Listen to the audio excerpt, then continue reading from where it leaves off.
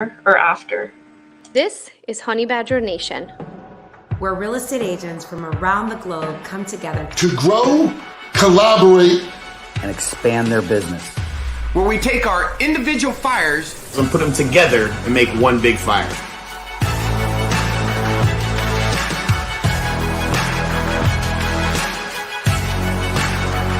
This is the Honey Badger Nation.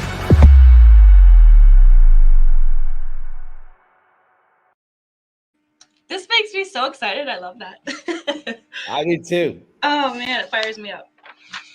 I'm so excited to have LB Stasek here with us in the Hive today. He is in my hot seat. I'm super excited and pumped to have him on. We're going to chat about maybe some burning the boats concept, which is something that he taught me back in the spring. An amazing concept. I don't even know where that concept came from. You'll have to share that. But definitely something I talk about all the time now. Thanks for having me, Michelle. I love your theme with the bees and the hive. And I just noticed that we were talking, before the broadcast started, and I didn't notice it until you said the hive, and I'm loving it. I'm a huge fan of honey. Yeah, my father-in-law is actually a beekeeper, so it's kind of cool. That is so cool. Yeah. So tell me a little bit about, I guess let's just talk a little bit about your real estate journey and how you got to EXP, and a little bit about just your real estate journey in general. Sure. I was licensed long time ago, a couple decades ago in 1998, and second generation real estate agent.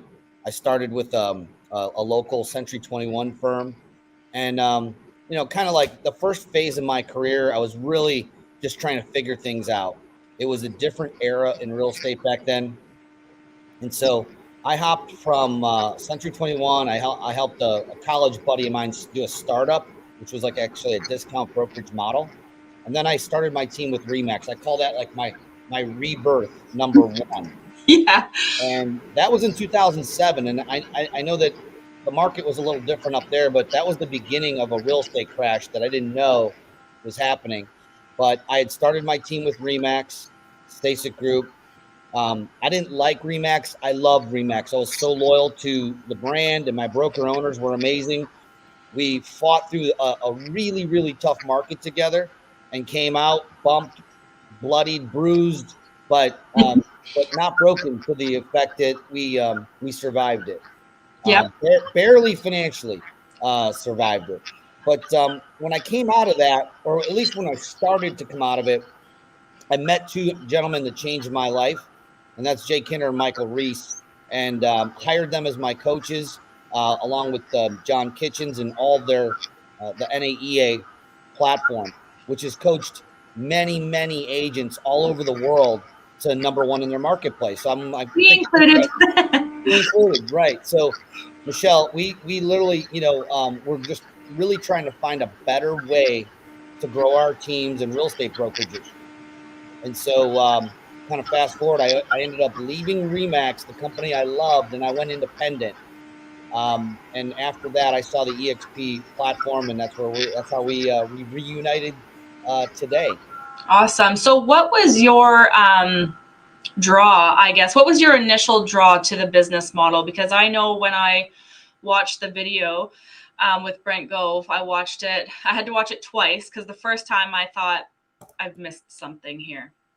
So then I watched it again, and I was like, man, this sounds way too good to be true. I'm missing something. So I got my husband to watch it, which I had to fight tooth and nail to get him to do that. But there were so many concepts that really drew me in. What was the main concept for you?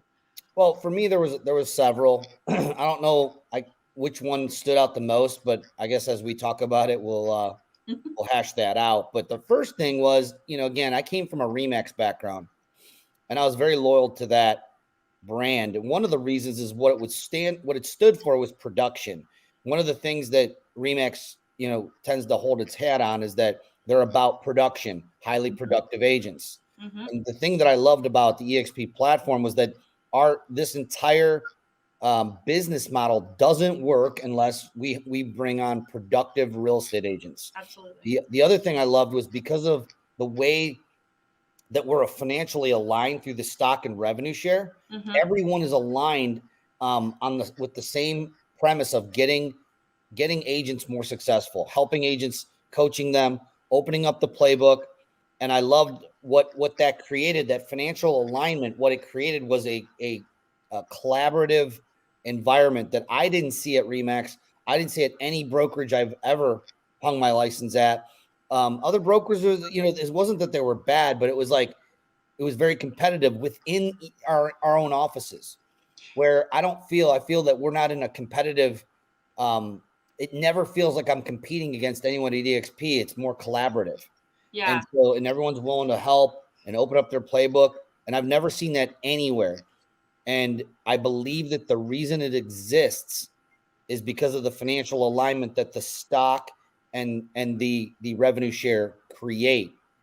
And we know that rising tides raises all ships, not just the people at the top. And that's what Glenn created with this pretty amazing platform. Yeah. I mean, I know with my previous brokerage, we were always family based and that kind of thing. And we did share, but there was always things that you didn't share. There was always those little tidbit things that you were like, well, this was kind of my concept, my idea. I won't share it. Like, I'll just keep it to myself.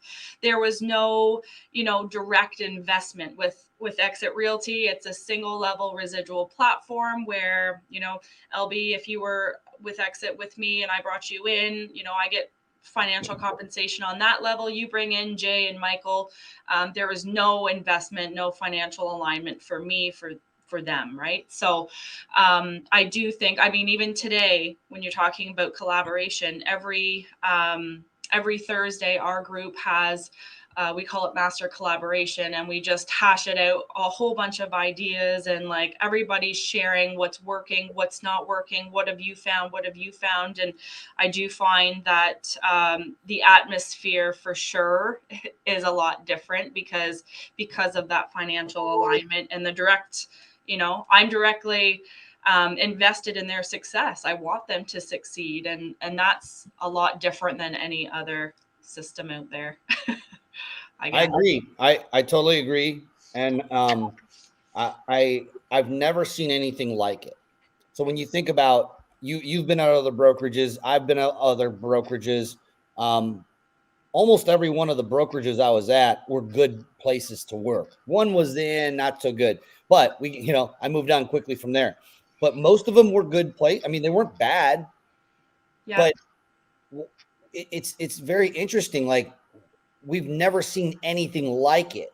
There's never been this type of a collaborative. And what it's doing is, here's the one thing that I never heard a real estate agent say. I've been in rooms, mastermind rooms, of some of the top agents in this country and even in Canada, like that are selling literally hundreds and hundreds. Some of them over 1,000 to 2,000 homes per year. Their team are doing, right. So we're talking about some of the sharpest individuals ever. Right. And in those rooms, this is prior to being at EXP. I never heard one person, not one, and they were from GMAC to every brand you could possibly think of, the biggest and best brands out there. I never heard one person say, oh, Century 21 changed my life. I never had one person say, wow, Remax changed my life. Like, and that word or that phrase gets thrown around a bit. But when you hear person after person, agent after agent, broker after broker, that moves and starts to grow their business with us on our platform, we hear that all the time. And it's true. It's, it's the stock, the revenue share, the collaboration. It's truly changing lives. And that's, I'm sure that some of them have. I'm sure that some of these other platforms, these other companies have changed some lives. Yeah. But not like what we're seeing here. Like, I'm even excited. So, like, first of all, I would never usually be interested in collaborating with people in Cleveland or people, outside of our country. Like, we have just opened up in Dominican Republic, and now I'm thinking like, okay, vacation, let's go. Like, so excited. Right. But even back to the vacation. So I'm, my husband and I are going to living with a honey badger in March. So I know you and your wife went, right? Girlfriend. Girlfriend, sorry.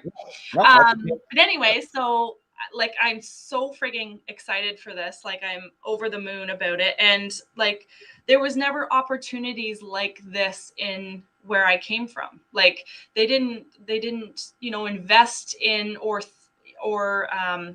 what's the word? Encourage like relationship stuff. You know what I mean? Like this is totally all about living with a honey badger and what it's like to live with someone who's extremely success driven, and like it's a very hard thing for your spouse to understand, which I'm super excited about. It really is. And in full transparency, I'm not saying that we won't go into all of the details of why I'm currently divorced, right? But I will say this: my ex-wife hung in there through some really tough times as a real estate agent, an entrepreneur. We're often on this income roller coaster. One month it's great, next month it's bad, and one month it's great. And as you build your business, that happens, and we've experienced it all. Having someone like Michael Burt, Coach Burt, we hired him to improve the lives and businesses of our community, which is Honey Badger Nation. Absolutely. And he's really over delivered on that promise, I feel. And we just never really thought about, that other component of our business, our spouse, our significant other, that oftentimes feels the brunt of the result of our business. And Coach said it best, is that the goal of that workshop is so that we can come to an understanding with our significant other to get our relationship in a place where our business is not an enemy of our personal relationship. Yeah. And there has to be an awareness and understanding of how our brains operate, as entrepreneurs, and as we're kind of an interesting breed, so to speak. I joke about this all the time. Now, we just got married in October, so I'm allowed to say this now. I would talk to new agents, and, they're super excited about getting started, and, they ask the good, the bad, the ugly. And I always, when it comes to the ugly, I say, like, this is going to be very hard on your husband, your wife, your children. Like, this is going to be a huge challenge that you're going to have to overcome. And like prior to October, I used to say, I'm supposed to be getting married in October. I think I've been divorced 6 times already, like before we've even tied the knot, because of this job and what we do and what we go through and the shit that our significant others and our families has to deal with. Which, when that opportunity came, when we were at in Vegas there, I literally, this is a funny story. So he was doing his talk, and he was talking about living with a honey badger. I texted my husband because he wasn't with me. I said, do you think this would be something you're interested in? And then I sent him the link. And then literally I invested in the course or whatever. And it was less than 2 minutes apart. I didn't even give him an opportunity to say yes or no. And then 3 minutes later, I said, sorry, I actually just made the decision for us. We're going. That's what I was waiting for that. That's what a honey badger would do. Yeah. I was like, sorry, you don't have a choice. We're just doing this because this is an opportunity that may not come again. And I just wanted to take advantage of it, which, I mean, this is. I'm so glad that you're going to be there. It's going to be such a great experience. And, we invest so much money into our businesses every year as entrepreneurs, as, individuals who want to learn and grow and just become better human beings. Yeah. But how often do we actually invest in our relationships? Not enough. And I'm not talking about going on vacations, because that is a good investment, by the way. Mm-hmm. Building memories, all that's great. But there's also the hard conversations, the hard work. And oftentimes that we don't make the time. We don't have the awareness. Sometimes it's until it's too late. Yep. So, I thought it was a good opportunity. We were down there. The name of that course is actually Living with a Monster. Oh, yes. Living with a Monster. Yes. And so I walked up to Coach literally halfway through it was halfway through the weekend. And I said, Coach, I think we need to do living with a honey badger, because that's the same. It's the same concept, right? So it's the same concept, but for our group. And he just lit up, and he's like, absolutely. So I'm excited to see you down at Seaside. Yeah. It's going to be a really good experience. Get to meet your Yeah. husband. So that's fun. Yeah, I'm super, super pumped about that. So, what do you feel that most agents are struggling with right now? So with the way that the market is, and I'm sure low inventory is in Cleveland as well. I guess a lot of struggles is finding the inventory to sell. Obviously, what are some other struggles that you feel that agents are, going through, and what kind of advice or something, I guess, could you maybe give them? Well, I mean, depending on where they're at, in their business, right? So if they're struggling to get from 0 transactions to their first 10 or 20, I believe that, if you're doing less than 20 transactions, the good news is that's very solvable. And the only thing is you just haven't learned something yet. And that something is marketing, how to turn a marketing dollar into a customer. Once you learn that, you can literally scale your business up as far as you want. Now, you're going to run into different pitfalls, depending on what stage of the business you're in. You're going to run into a different pitfall trying to get from 50 transactions to 100 than you are trying to go from 0 to 20. Yep. So I'll speak to the masses. And the masses are the people who they're struggling to try to figure out how to get to that first 20 transactions a year. Because a lot of times when you get to 20, I mean, look, you're not rolling in money, but you got a real good head of steam, and you can turn that 20 into 40 and 40 into 80. But you got to bust past that first 20.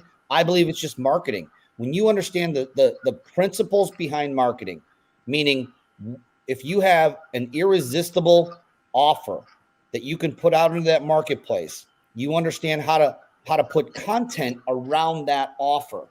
And I'll go a little deeper into it and give you a couple of examples of offers. If we're talking to one of the best marketers in the world, they're going to say, how many offers are you running right now?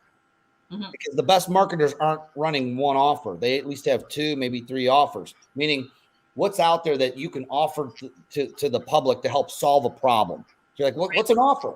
An offer is that this is, I know that you have this problem out there, and here's my solution to help you. And if you take action right now, we can connect, meet each other, find out if it's a fit, and move forward to the solution. Right. That's an offer. So yep. I'm running a couple offers right now. I have a downsize offer. I have a solution to help people that are looking to downsize, get creative, and I put that message out into the marketplace and tell people, hey, are you struggling? Are you in a house that's too big for you and you need to downsize, but you can't find that next house? Put a program together to help people that are looking to downsize. Right. We have a fast cash offer out there as well for people who need to move their house fast. They want just an offer. They don't want to put it on the market and go through showings and open houses and all of those things. So we have multiple offers. And once you figure out one good offer, right, we have a new construction offer. And you want to, so you want to like focus on a particular, demographic or person, right? So the downsizers, right? So you're going to focus on the people who specifically just have a house that's too big that they need to move to the next, your next house, the small, the empty nester house or whatever, right? Yeah. So, and if it's geared towards first-time home buyers, you're going to say, are you sick of paying rent? Because I'm sure you probably already are. Right. And then, so you think that focusing on one specific, instead of leaving it super broad, you really want to narrow it down to a specific, demographic or person or. Yep. You want to really, get it narrowed down to who is your ideal client profile, otherwise known as an ICP. Ideal client profile breaks down exactly, how old are they? What are they? What do you think their biggest problem? What keeps them up at night? And making a list of what keeps them up at night. Like if you knew that somebody that was about 65 or 70 years old was in a huge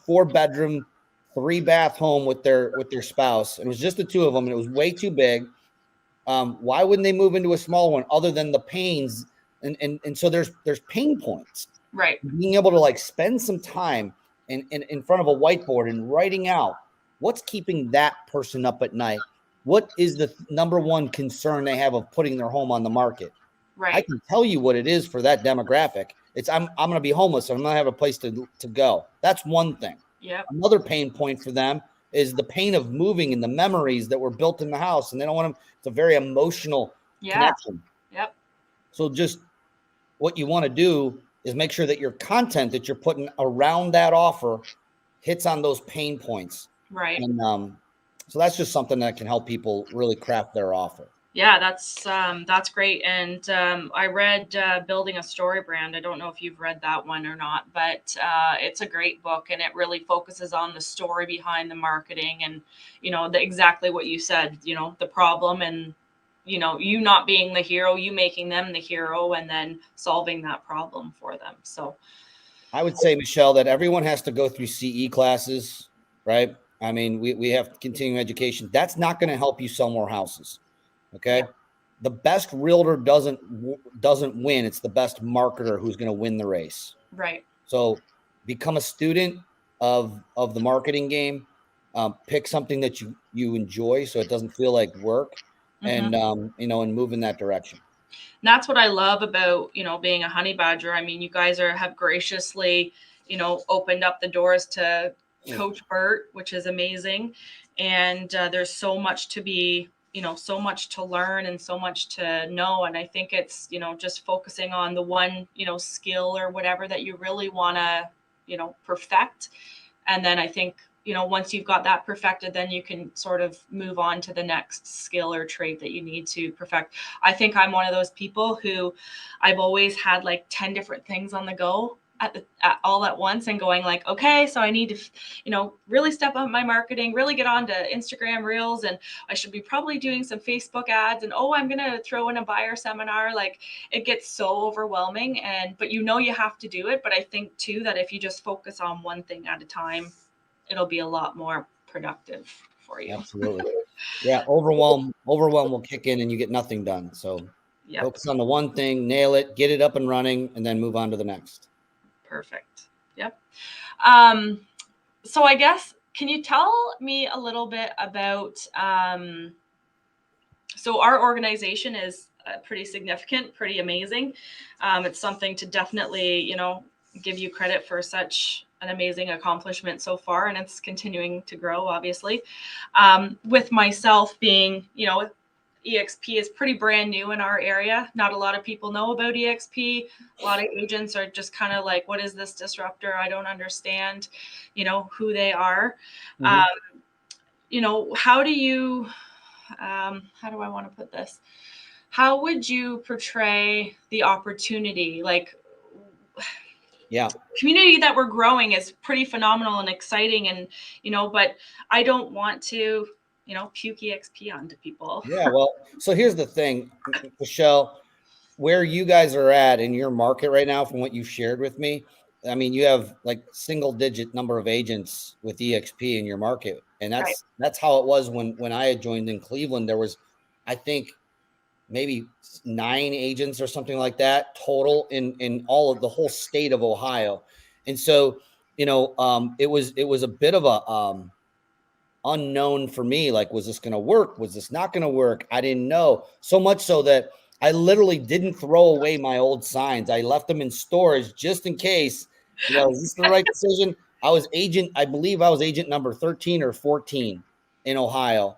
So it was a bit scary, and I get it. Here's the biggest difference between then and now. That was August of 2017. We had about 4,000 agents with the company. Yeah. Complete total. We were only in like 1 Canadian province. I think we're in like 9 now or something like that. I think we're everywhere except for PEI. Yeah. And so it's a different landscape now than it was then. There was a lot of unknowns.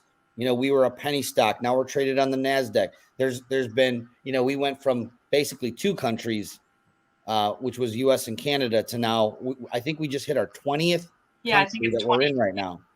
This concept doesn't need to be proven anymore. We've already been proven. Then we still needed that social proof. So, I did my research. I didn't listen to naysayers, because I can tell you this, there was a hell of a lot more naysayers than there were people saying, you know what, this looks like a good idea, do it. And I had to really listen to my own heart and really do what was best for my family and myself, and really make sure I knew what I was saying no to. And at the end of the day, a hard decision had to be made. And that was to burn the boats and literally move my brokerage into a company that most people didn't even know who they were. Right. So, big decisions, they're called big decisions for a reason. Right. They have big impacts. Right. So, that's the advice that I would give people, is that, know what you're saying no to. There's literally brokerage after brokerage who are merging. There's agent after agent who are coming over to the tune of 1,000 agents are putting their license every week with us. That's every crazy. week. I think we're at 1,000 per month here in Canada, or in Ontario, I think, which is pretty significant. It's a lot. So, I would say reach out to Michelle. Michelle's going to tell you how you can get a hold of her and have a conversation. We're happy to get on a Zoom. Totally confidential. No one's going to know about it. But at the end of the day, you will be in the know, and you'll know why so many people are excited and just so excited and just giddy about being with this company. And I think too, from my experience personally, I kind of looked at this opportunity as, if I don't try it, I'm not going to ever know. And it's going to eat me inside if this thing blows up like I believe it's going to blow up. And then I had that opportunity and didn't take the risk. Yep. And try it. Because, you have nothing to lose, really. If you love your brokerage, which I was, completely loyal, completely loved Exit. Like I was saying to you, Albie, I'm surprised I didn't get it tattooed on me somewhere. My broker was like a mother to me, and I owe so much respect and love to her forever and beyond. But this was like a complete business decision. I was willing to take the risk based on the pros and cons for me. And, I probably have a good 25 years ahead of me yet to go. And when I look at, the stock and what it could be worth 25 years from now, I could be sitting financially very wealthy. I'm really excited about that, because, that means a lot for my kids. I have a 10 and a 2-year-old that, probably will someday go to college or university. And, if I can help them through that, season of their life, and it not, cause any financial hardships, that would make me feel great. I think I'd rather live with the pain of, spending some time going through and asking some questions and learning versus the pain of regret, looking back in 5 years and saying, man, I should have. And that's not what you want. And I even look back and everyone says, what's your number one regret? And I am that person. And there's like 99% of all of us EXP agents say the exact same thing, is I just wish I would have joined sooner, because, Amen. This opportunity is life-changing, and it's going to make a huge impact on the real estate world for sure. Absolutely. Well, thanks for having me on, Michelle. Thanks, Albie. I appreciate your time. Absolutely. Awesome. Thank you. We'll see you at the top. Yeah. Bye. For Canada. Yeah. Bye. Bye-bye.